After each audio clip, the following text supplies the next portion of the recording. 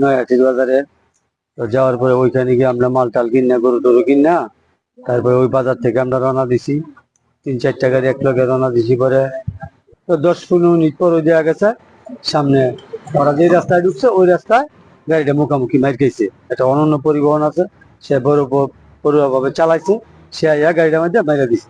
তো মাইরা দেওয়ার পরে 3টা লোক সাথে সাথে মারা গেছে, 2টা লোক জীবিত আছে, আরেকটা লোক পরে মারা গেছে, 4জন মারা গেছে, একদিন এখনো জীবিত আছে। আমার বাবার লগে দেয়া হয়েছে না, আমার বাবার লগে কথা হয়েছে না, আমার বাবাই আমারে কিছু বললে গেছে না।